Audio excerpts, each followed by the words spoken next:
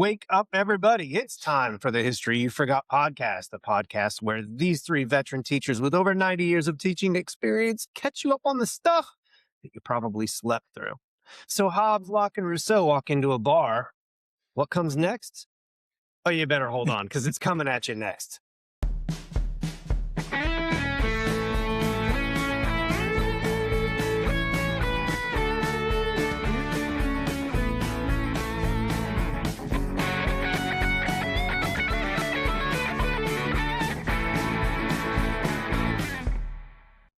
I'm Jason Schmoida.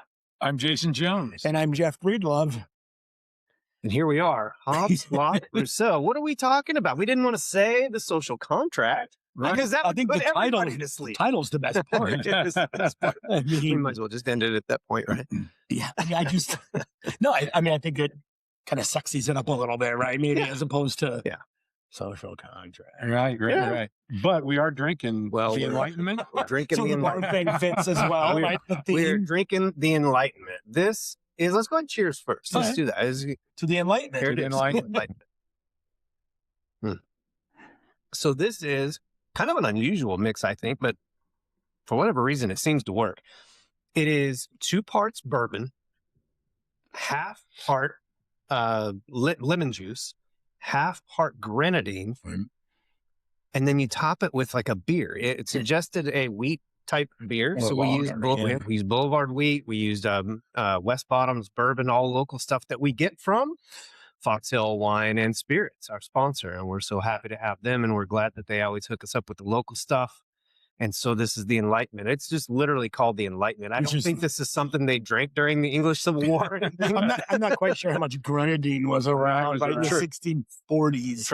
True. But just Whiskey. by name alone, it worked. It's just a mixture of some odd things, and I guess that sets us up a little bit for Yeah, I that would love to know. idea. It is good, but it does have an odd flavor. It If you've never had one before, you're like, oh, I think it's Yeah. one of those. Yeah. Yeah. In my brain, it's like a summer drink, right? Because Oh, it's a little fruity, but then that beer kind of adds a little bit of a fizz. Mhm. Yeah. Right. So, I mean, I would think too, though, and I was thinking this because we were talking about it when we poured it, the flavor of beer, the kind of beer you use, really changed the taste. oh, for sure. Yeah. You know, if you use just a Budweiser versus like an IPA, you could Or really even do like some, what you were talking about, like a lime and coupe, like a Yeah, summer shandy summer, or yeah, something would summer. completely. yeah, with Yep. a little lime Uh-huh. taste. Oh, yeah. Yeah. Yeah, that would make a I big mean, difference.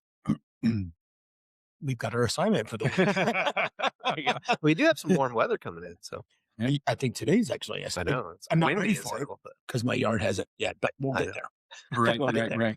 right. So I think when we started talking about this idea, correct me if I'm wrong, we, as your teachers doing the episode of things you forgot in high school or things we reminded of, these are the kind of things that you probably slept through literally because they're not the sexy stuff. They're not the bombs dropping. They're not the kings. They're not the things that people think about. They're not chopping our wives' heads off, all that kind of thing.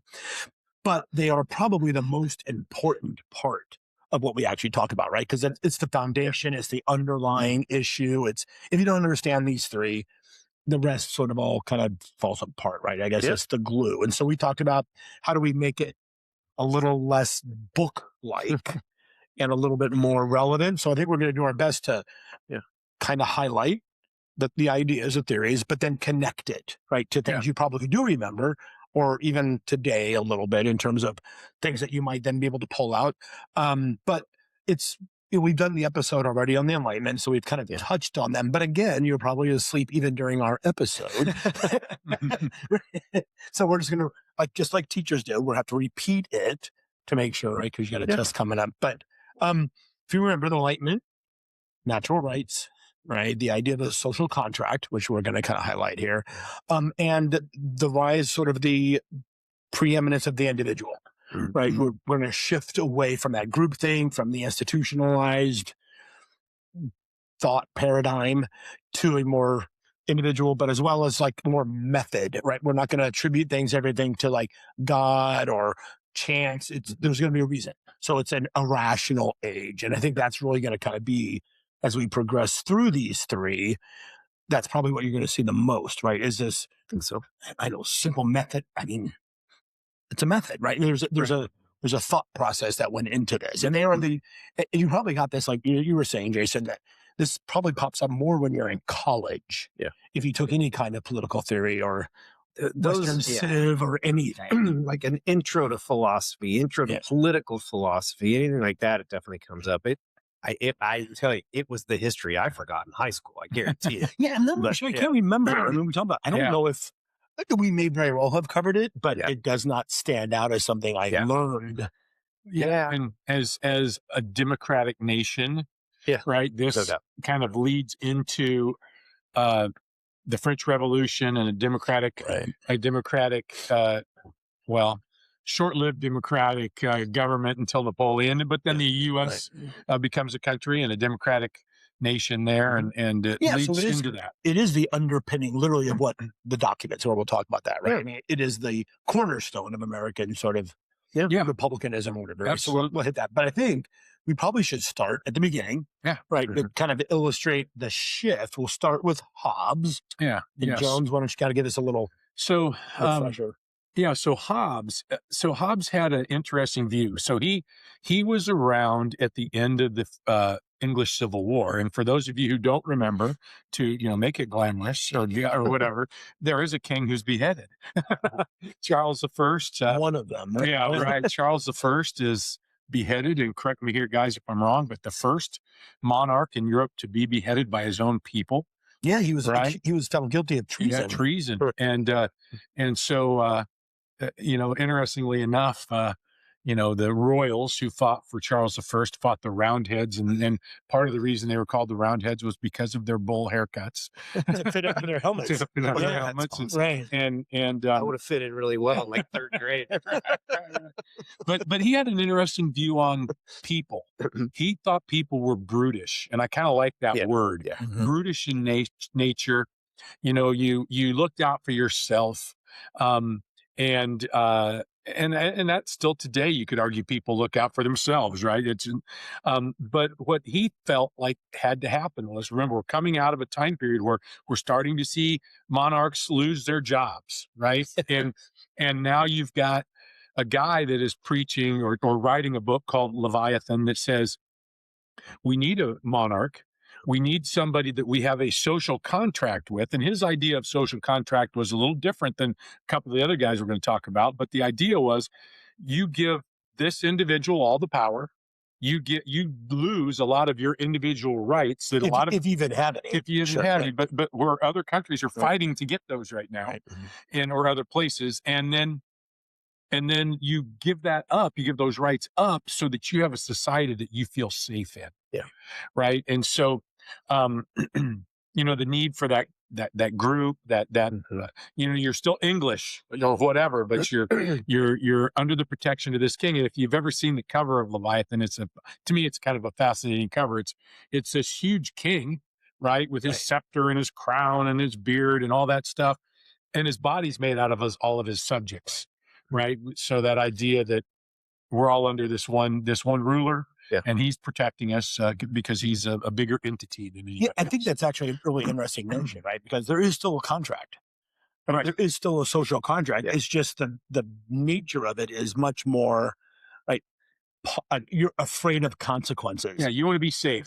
And you're afraid that, I mean, I always use the example like, in a Hobbesian system, right? I come up to you and I go, hey, I like your shoes. Can I have them? And you say no. So I pull out a really big stick. Yeah. And what might stop me from doing it is the fact that I might get my head chopped off. Right. Right. But it isn't necessarily, I don't care about you. Nothing. It's just plain up. I don't know. But the quote is favorite. Like, life is nasty, brutish, and short. Yeah. I mean, it's just that tells you everything you know. I mean, it's like War is like, I've heard people parallel that. It's like life in a state of nature. If you don't have this structure, you're in a constant state of war, which is interesting. Which in Europe, they were in war most of the time anyway. The whole time. Yeah. But I love your concept about the picture, because Leviathan, right, is a giant kind of monolithic thing. It's, a whale is Leviathan. But the idea of a country and then the ruler being that Leviathan, right, is larger than the rest of us. And I think the idea that they still call us subjects is always kind of important to a Hobbesian world too. Like, I mean, you're subjected to somebody else's will. And I think the thing you remember too is that this is a world with absolute monarchs. So the idea of justifying their power through divine right, that somehow they've been ordained by God, which goes into Hobbes. So these people are somehow, I don't want to say special, but I mean, they've been given this sort of right to rule by a higher power. And therefore, that's even another reason why you should follow them, because they've been. Well, and there's also like a long tradition. I have to be careful when I use the word conservative. So I mean, very traditionally, the conservative classes, right? What they were landed and they feared losing. And so there is sort of this traditional conservative mentality, which has a very pessimistic view of human nature. And you want to belong with the people you want to belong with and not be exposed to harm and conflict. And conflict is inevitable because people kind of suck. And that's in essence what drives Hobbes here too, I think. Well, and think about when Hobbes lived, right? So if I am a nobleman, right, I probably don't have a deep bank account, but I do have a big chunk of land, like you said, and I'm in charge of all the peasants or serfs that live on that land. And guess what? They do all the farming and herding, and all the food that I eat is created by them. And so if I'm Hobbes, I probably like the idea of the king staying in power, because I'm going to keep my chunk of land. I'm still not going to have to work very hard, and I'm still going to eat really well while, everybody else does the work. Plus, it's the status quo is easy, right? I mean, if you think about it, it's been like this forever. It's clearly been justified. People have a place, right? I mean, it's even if you're at the bottom of it, where your meals are coming from. There's no cities. I mean, so your situation, right? It's orderly. Order. Yeah. Great way to put it. Great way. Right. Yeah. There's order. And I think Hobbes and people early on, it was to even your lower C conservative, it's preserving the order. Yeah. Right. The way it works is natural. Right. Because this is the way we are. A divine right monarch is natural, because somebody has to step in and rule us, because we're not going to be able to do it. And an orderly society is the most important thing, period. Right. But I think it's also, I love the fact that you talk about the English Civil War, right? First of all, the king gets his head chopped off because he is an absolute monarch in England, which of course has a parliament as early as 1215, right? With the Magna Carta. So they don't tolerate that. And so there's a civil war between, like you were just saying earlier, right? The nobles, the royals, parliamentarians, and the people. And then, but that's the chaos that people fear if you're small c conservative. It's like, state of war is, nothing gets done. Right. That's right. I mean, it's expensive and people die. Right. Yeah. And the people, like you said, are the workers, the backbone. They're the little people, if you will. But nobody expected the parliamentarians to win, right? Because the king and his friends had all the power, and so when they do win, and then if you remember, Oliver Cromwell becomes the leader of England, and it goes from small C conservative to big C conservative, right? No dancing, no, all puritanical dictatorship. Yeah. It's footloose. Yeah. What's interesting too, because this is the first time, I guess, I don't know, right? It's got to be like the first time when governments up to this point in time had all been about keeping power and keeping order. Right. That's not new. But what's new is the sales job of this is best for you, because the Enlightenment was bringing in the idea of people have value by themselves based on who they are. And Hobbes was saying, but the best way to do that is with the king. And I guess it's the first time you're trying to rationalize it that way. Wouldn't that be right? I mean, am I making that up? I do make stuff up. Well, I do make stuff up. As we all do. Hobbes is rationalizing it that way because he's saying that's how you keep the order. Yeah. Because he's living through a civil war. Right. Yeah. So and it's almost like he's selling it to the people, though, instead of just convincing the leaders. You know what I mean? It's actually a sales job to the people. This is best for you. Yeah. That's a really good point. And again, it's a conversation point. Like, at the time, though, the number of people who are literate and have been reading Leviathan are small. So they are the landed nobles, or at least an educated elite. So the idea that this is probably right at the beginning of the Enlightenment is probably a little pre-Enlightenment. But those ideas are beginning to foment. And so the educated elites are the ones you're going to have to go, hey, this is the way it should be, right? Yeah, Right. and you do have the printing press by now, so there You are do? more people. Right. But you're still correct that it's still a very small number. Yeah. But I yeah, think England interesting. too is in a different situation, right? Hobbes is English, so one, they have a parliament, Yep. so it shares power. So an absolute monarch doesn't work in a parliamentary system. Two, the people who have power, landed nobility, like you said, are obviously going to be incented to keep that. So Yeah, Hobbes knows his audience. sure. Right. If change is probably coming, well, the Civil War clearly shows the weakness of an absolute monarchy. We chopped his head off. Well, that just completely then throws absolute monarchy out the window, Right. right? Because Well, it frightens the rest of Europe because they're all ruled by kings and queens. but it also just like the absolute monarchy clearly isn't absolute, Right. Right. And the people, I mean, that Parliament represents the people. They technically chop his head off. So Right. who has the power? There you go. Yeah. But Hobbes is also writing at the end of that interregnum, that Cromwell, they restore the monarchy, right? Because Cromwell dies, nobody can take his place, and nobody's really happy with the puritanical military dictatorship. Right. I mean, people like to dance. So I think when they bring the king back, though, it's under a different set of rules. Yeah, it's James II, maybe? Yeah, Charles' James, son? Charles James. This Right. is why I can't Yeah. do Right. that. It's James I, Charles I, Charles II, James II. Second, yes. I always go JCCJ. And he's Catholic. Or at least they think Yeah, it might which be. for England at that Right. time is a big deal because they're Protestant, they're Anglican. Right. And there's a rule. Like you can't be Catholic. And I think, what is it? He's married to a Catholic, or is it the second one? No, maybe he's not married. It's the Restoration period, Yeah. right? So it's a frivolous. I mean, the king is back, but he's kind of neutered, Yeah. right? So he has all this sort of ceremonial stuff. So he bops around a lot, right? It's not a And this kind of leads us then into the next individual. right. Which who- is, well, I mean, in theory, it's Locke. Right. I mean, John Locke. Early 1700s ish. well, 1690 was 2 treatises on government. Okay, so Okay. there you go. So literally, Okay, so post, yeah. right after Hobbes, very tail. I mean, it's still, he's referring to the English Civil War, I think. Like It could be. but it's post, right? Like what year would that be? So if he's writing in 1690, Yeah. what he's actually probably responding to is, as a result of the war, 1688, we have a glorious revolution. Okay.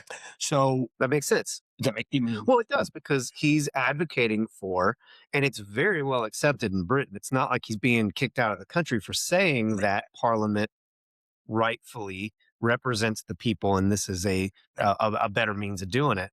A lot of you probably remember John Locke because maybe in your American history class you talked about John Locke when you talked about the Declaration of Independence. American So history. I know, dang it, we get to do this You again. always go back. I don't know why, but John Locke at that end of the Hobbes era, end of the Civil War, but more Enlightenment based, right? More in the Very middle much so, of it, in the heart of it, where Locke is looking at it not in such a negative light as Hobbes. People aren't necessarily complete crap, right? I think Locke refers to humans as reasonable. They're not 100%. perfect. We're not perfect. We're not necessarily good inherently, but reasonable, and that people don't want to be harmed. So as Hobbes' state of nature is hell, Locke's state of nature is free, but freedom comes with consequences, and the consequences of you wanting, you use the example of, I want your shoe. Right. Isn't that the example? Yeah, you use? yeah. Well, that's still a possibility. Like Locke still looks at this and says, there's still a possibility that you could want to steal my shoe. And so we enter into the agreement. As opposed to Hobbes, Locke goes in to say, people agree to create a government for the purpose of protecting their natural rights, which are life, liberty, and property, which is kind of an interesting addition there. And what property can mean is a lot.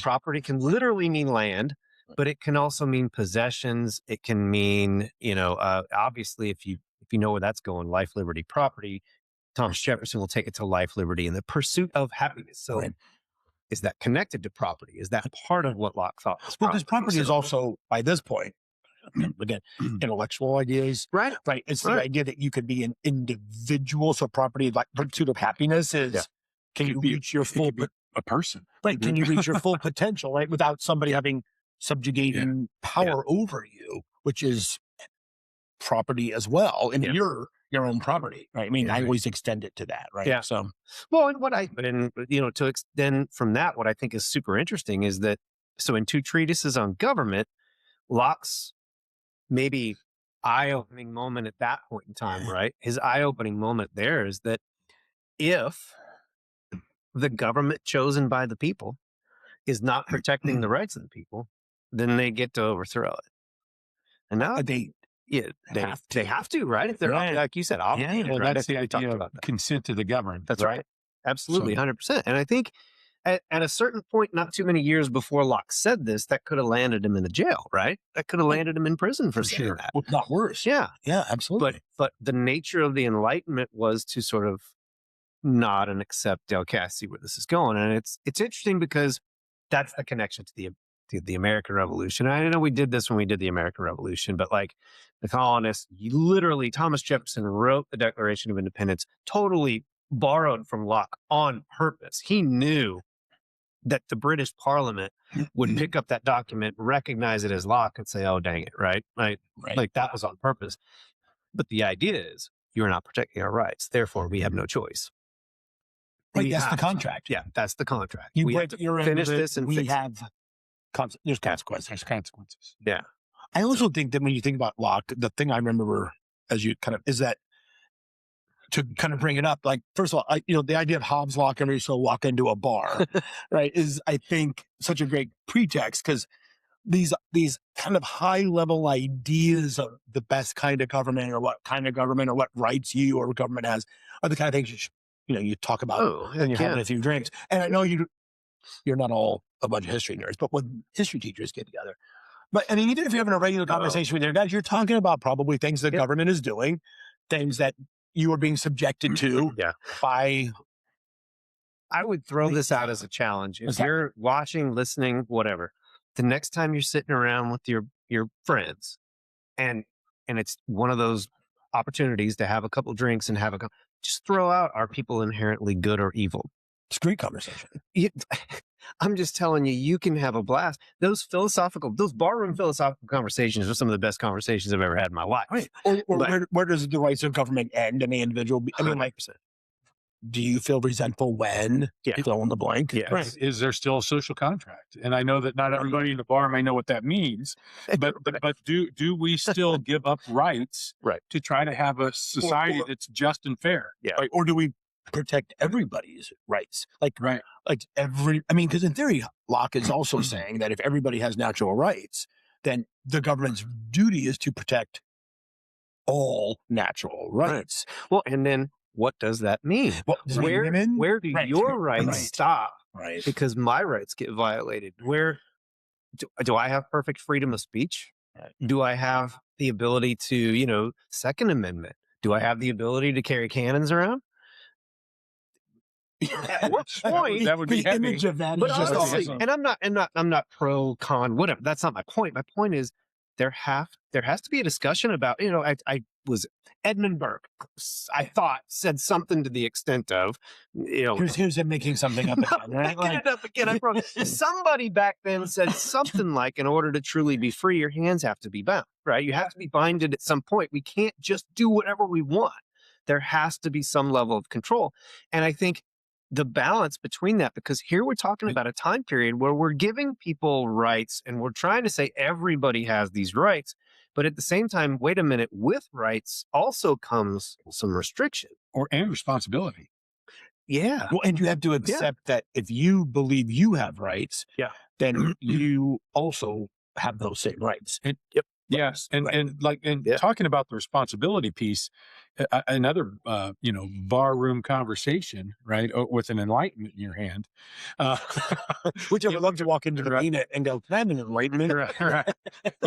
is shout out to the peanut. Yeah, absolutely. Do you have a right to complain if you don't participate and fulfill your responsibility for things such as voting? Right. Do you have the right to protest or complain at all? Right. If you don't participate. Right. Or even if you do, like, at what point is it obey or protest? Sure. Yeah. But especially, but especially if you don't participate. Yeah. But I hear what you're saying. Right. Yeah. Well, so let me ask you this. So, as in my brain, the thing about a bar, right? I mean, it's a spectrum, right? So you got Hobbes at Yeah. one end of the bar, Locke Locke. in the middle, Middle. and then we're going to have Rousseau, who is about at the other end. Or are they sitting next to each other, Well, just they're chewing on each adjacent. other? Right. Well, so- there's a So, conversation. but when Right. is it like when Rousseau walks into the bar, does everybody go Rousseau? To date ourselves like Is everybody- fucking Cheers episode. Yeah. No, Everybody knows your name. Right. I also love that too, because at the time, I mean, probably people did know Rousseau's name. So Rousseau is one of those Mhm. great, like, and Locke too, right? I mean, they're writing at a time where they're able to write because both Hobbes and Locke are British, right? So they're sort of living in a context of it's okay to say those things. Sure. You know, if you're living on the continent in 1720, It's different. you're not writing about overthrowing our king or bringing. I mean, if you are, you're Yeah. you're. So when Rousseau writes, it's going to be a shift not only in what he says, but the risk is going to be greater. So I mean, like Locke is pretty safe. Yeah. In the terms of what he does. Plus, I think for the context, after 1688, remember the Glorious Revolution, I know you all remember, is that the daughter of the last king, so James II, right? Yeah. James II is clearly Catholic. So we're moving him out, and Parliament decides you can't be king anymore. And they invite his daughter, Yeah. Mary, William and Mary, right, who's married to a Dutch noble, to come and govern. So Parliament, technically representing the people, is now choosing the monarch, Right. and then ousting another. And this is a bloodless revolution. So the king flees, and William and Mary of Orange just they show up and It's take just over. going to take power, Yeah. right? Yeah, well, Very- because they're literally, I mean, if you're King James and all of a sudden Parliament's like, we're out, you don't, like, you really have no choice. Yeah. But it does, I think, I don't know if you teach us that, but years after, right, there is this, so you split kind of the line, right? You end up with this part of family over here that is, and you've got James, who's now married to a Catholic, right? Was it Henrietta or something? I think her name is. She's French, I believe. I know this is where I go. I can deep dive on this for days. I love this kind of This stuff. is where I'm out. Rousseau's French. Or some. Rousseau's French, but I think there's transition. But Well, I was just going to say he brings up things that are very important to the United States government, like separation of powers. Right. Right. The Yeah. three branches Yeah. of government. yeah, the French kind of take over the political thought process, right? Because their context is they're living now pre-French Revolution. Right. So they're seeing everything going on in England. They want that. They want that, but they're living under an absolute monarchy still, right? Of the Louis, the House of the Bourbon. So also writes about the fact that women may not be equal. I mean, they have natural rights and they deserve to be educated, but that ways in which they're educated doesn't necessarily mean that they're going to have it's a quality does not mean rights, right? So, I mean, they aren't the same. So you could have rights, but you may not be equal. You have fewer rights or your rights are restricted, right? I mean, does that make sense? What I'm saying? Like suffrage or voting. You know, Right. So, I mean, I mean that he was writing about things that the early American founders were also looking to, like women weren't left off the table. It's just he wasn't, I mean, where do they fit? But which, same thing with at this time, Locke's issue with people have with Locke is going to be, what does that mean for, people of color? What does it mean for women? What does that mean for people who aren't necessarily citizens? Well, that all men are created equal. That's a John Locke line. Right. Does that So some include women? Yeah. But so I think the connection to Rousseau then is, first of all, he's French. So the ideas have jumped to the continent because the context, what is England going to do? They've already clearly overthrown a king. They brought in a new king, right? So Parliament's clearly the one in charge. Right. But the French king is still almost all powerful. Almost, yeah. Yeah, I mean, At this point, he is. very little checks Yeah. on the king. So these people are writing about, and Rousseau is with Lord Fair. So the progression, right? You got Hobbes, the state of nature is chaos and war, to Locke, which is, I recognize you have rights, so I don't do something wrong, because I like my own rights to be protected. Yeah. Right. To where you go to Rousseau, and Rousseau's going to introduce this idea of what he's going to call the general will. And the general will, we're going to get topical here because it can get really, is that you end up with this concept that you and I are basically good, but we live in a state of nature where we don't necessarily have to interact with each other.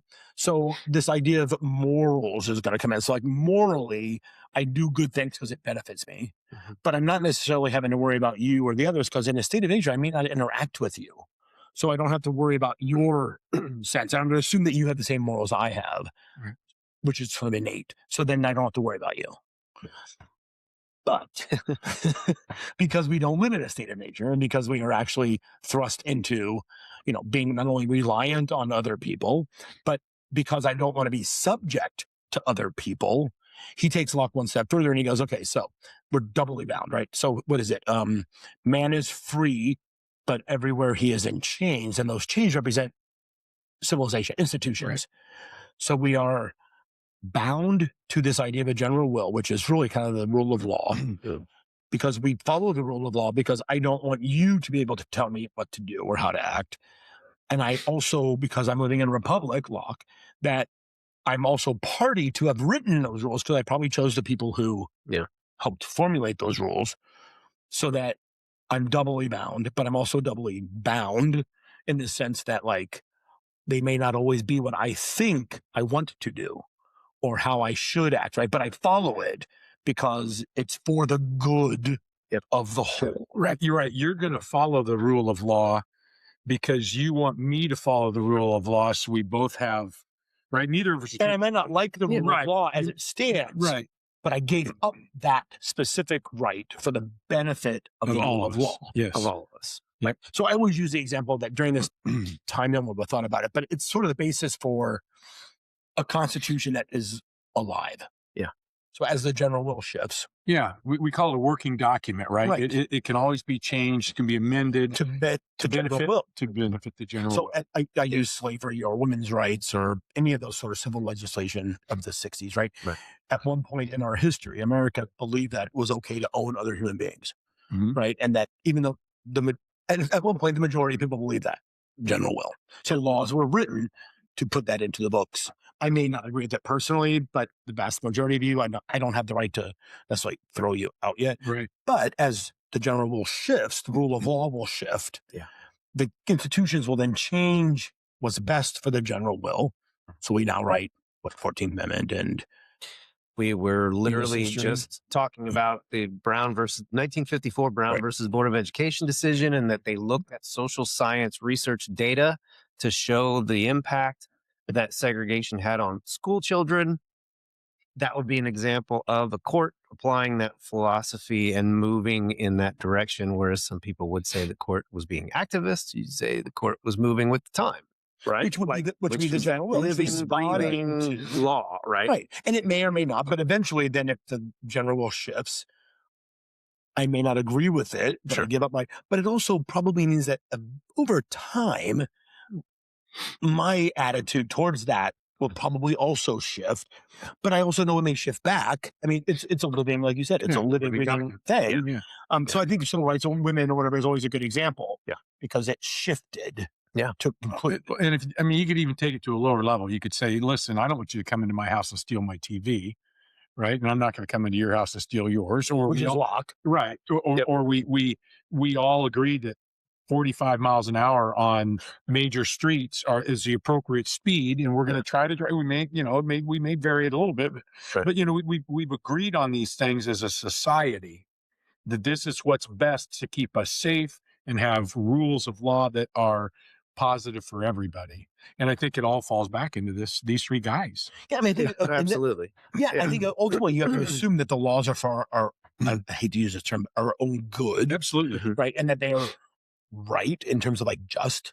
Yeah. But, yes, I would, I use the example when the kids die, but like, I would love to drive 95 miles an hour down 100 and such a street, but I don't because it impedes the safety of others as well as my own. And I know the consequence and it's not good for the whole because if one person does it, then I mean, if in theory it's okay to drive to 119 miles an hour, whatever down the street, then over time, it may become the rule, but I give up that right now because I know all the other stuff is good. It's a little bit like raising a child. and teaching them their value as a human being, but teaching them that other people have values as well. And you have to go through those stages of like, yes, you have rights and you have wants and we want to meet your needs, but at the same time, other people do too. So there's an interaction there between what you need, want, deserve, and what other people need, want, deserve. How does government fit into that? And I think that's really where these three dudes were going was how can you craft a government that can both accept, support, and protect the rights of the people without being overbearing. Like Hobbes was like, screw it, just be overbearing, I guess. But like as you move towards Rousseau, you get more and more of a nuance. Is that right? I mean, you kind of do. I think Rousseau is he's hard to understand. He's difficult to understand. I mean, if you take Hobbes is absolutist, right? That there needs to be an all-powerful central authority. Right. Locke is benevolent, right? Because and he acts in your best interest. Right. Yeah. I mean, the reason that eventually he's supposed to I'll take care of you. It's a benevolent kind of. Yeah. I mean, that's why they're like fatherly and all that. So when the French king eventually tries to flee France, he's broken the social contract because he's fled when his people need him most. Right. Well, at that point, you're toast. But I think Locke then becomes more republicanism, which is what the U.S. I mean, Locke I always tell too is like the idea is that we vote, but we really vote for a group of people who then vote for us, right? Which is just sort of Jeffersonian concept of, tyranny of the majority. So you have a safety valve that you vote for people who supposedly know better in case you make a wrong choice. Right. Which would be Locke, right? Right. I mean, the electoral college, et cetera. I mean, I know it's a lot of other stuff goes into it. The idea that it's a republic is not necessarily true democracy. Yeah. For Locke, it was Parliament. For Jefferson, it was Congress and that Republican level of government. But it's also still democratic. You know what I mean? Like everybody gets to participate, but there's levels of power. And this is why we wanted to talk about this again, because all the things we're talking about right now is why these guys matter. And this social contract idea matters is because we got to a point where we have our republic and a lot of Western societies have a society that is representative of the people. And it's supposed to be, by the will of the people that they are governed. Right. All right. U.S. history guy. Who's the one who says like, congratulations, you have a republic. Good luck keeping it. Yeah, Benjamin Franklin. Right. Okay. I knew somebody said something about what type of government did you create, and he said something like it's a republic as long as we can keep it. Right. But but it is. It's that idea.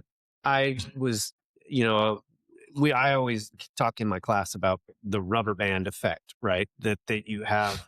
In our government, we use it as the Congress and the Congress and the executive and the judicial, and they all have power and they're pulling away from each other like a rubber band. Which is your separation out. Yeah. And I think you could do that with just about any halfway democratic form of government, right? Power has to be at tension with each other. You don't want anyone to be able to run away with power. And when you talk about the rights, that's what this whole Enlightenment thing is about, the rights of the people. But you can't just give people all the power. Either. You can't have a runaway democratic government because anarchy doesn't work either. So things don't get done. Right. Because things don't get done. And so how do you get something done when you put power at tension with each other? And honestly, it's like I tell my students all the time, our system in the American system, it's messy, it's muddy, and it's slow. And if one side of the rubber band that's stretching from each other just lets go and gives up, that rubber band's limp, and then someone can take it wherever they want to take it. And so we don't typically... Right. The unitary executive we talked about in that's previous the episodes. bureaucracy, the red tape, all the stuff we use for that. Well, then I did think the separation of powers is Rousseau saying that there is this inevitability. If you don't have these spheres to make sure that everybody is acting justly for the good of the whole. And it's not utilitarianism, right? It's not a mathematical equation like 75 people benefit, 25 don't. Right. It approaches that a little bit, I think. But it's more from a moral standpoint, what we think is morally right. Yeah. And there's that associated to it. Well, I'm sure it's going to probably shoot off at that. But I mean, Rousseau, I love it's hard. Yeah. But like democracy. Yeah. Like you just said, like who gets to complain? Who gets to say something? Sorry. It's okay. Yeah. I mean, did we just like wrap it up? Like, did we just Well, cover all three of them? I think we have covered all three of them. Yeah. But to enough, like, did we reach our goal of connecting it? Are you asleep? Is anybody awake? Well, Are we? I think that's a good point. I mean, like, I think. I don't know. I guess I would pose this question: if you could, summon one of these dudes to have a drink with, Jason. Okay, so I'm not gonna go with one of these dudes. Okay, all right? okay, very good. Always got to be in trouble. I know. That's right. That's right. You know who I'm going to go with, because I feel like he is the guy who got all this started. Hold on. The guy who got all this Not started? Not with the idea. The guy who led these three men to their ideas. Oh, And I think that's Charles I. I would like to sit down with Charles I, who is the King of England, who openly defies Parliament, taxes people, does things that is openly against the government that he's a part of, that then, in my opinion, leads to these three gentlemen coming up with their ideas. Because to me, you're the King of England, man. It's a pretty good gig. yeah. You're living pretty high on the Don't mess it hog. up. You can't go and say, hey, we might fight this war, Parliament. Can we raise taxes a little bit? Or, he just starts doing his own thing. And they tell him no. Well, they do. I know, but he does it anyway. But he does it anyway. Yeah, right. He goes around and he does it over and over, and then he sends troops to Parliament to go get him because he's tired of them, right? And next thing you know, they're fighting the Civil War, and I just would love to say to him, "What were you thinking, man?" I get the gig's pretty good. You're and so I. But to me, then, because of his decisions, you get Hobbes. You get Locke, you get Rousseau, and then you get Jefferson and Franklin and Washington and some of this stuff. So that's who I'd kind of like to pick his brain on his decision. That's interesting. For a second, that's a good one. For a second, when you started that, I was thinking, who's the philosopher? Oh, and I was going like Rene Descartes. maybe. But Rene Descartes is a contemporary. He's 1600s. Right? So a little bit at the same time. Yeah, kind of early. But there's a whole other Enlightenment thought to go off on a tangent. I thought. I'm like, how far back are you going? Are you talking about like Jesus? Because I'm like, we're gonna go all the way back. No. I think it'd be awesome to talk to any absolute monarch or divine right monarch. Yeah. The idea is so foreign to us that you have been ordained to be and your punishment can only come, right? You're not bound by the laws of man. Well, and think about Charles I, right? He's fighting a war, and right off the bat, the Civil War, they're winning. Right. And then it all turns on him. Right. And now he's in an English prison, going to trial, found guilty of treason, and he's getting beheaded. And it's just like, at what point did you go, oh, shit? Right. How did you not see the writing on the wall? Like, that's good. Why were you so pushing that button? I guess at that point, like you just said, you have such a good gig. Yeah. Well, maybe eventually you'd say, okay, guys, I've pushed a lot. I'm done.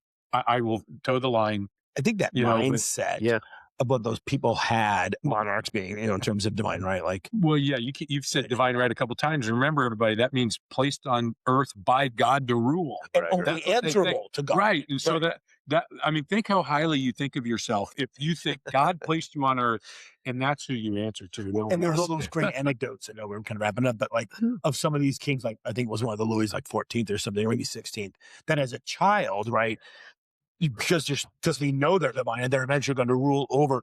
Like he has a whipping boy, a kid who's the same age, who when James or whoever it was, or Louis would do something wrong, the boy would get punished, but then it was supposed to teach Louis that your actions have real consequences. but like, look at your choices inflict pain. Which is a great lesson, except that not on you. Right. I mean, like I'm watching somebody get beat. I'm fairly confident that was Louis the 16th. Perfect. Yeah. But I just love that story. It's like, that's great. So that's a good choice. Thanks. Well, thanks. I did spend some time thinking about it. That was a good one. Yeah, that's really good. Yeah, I wasn't expecting that. It was great. Neither was I. I like it. I was thinking you were going to choose one of our three. You're in a bar, damn it. Well, I know, and I felt like that was the easy choice. No, that's good. We would like to know maybe who would you like to have a drink with? Yeah, I think you should respond like So, some Indian people would talk to, talked about. or finish the sentence. Hobbes, Locke, and Rousseau walk into a bar. What's next? Right? That'd be Yeah, good. that's a good one. Yeah. I think it's time. I think I'm it's out, time. but I'm still going to cheers, guys. Thanks. Cheers. Classic. Thanks, guys, for watching.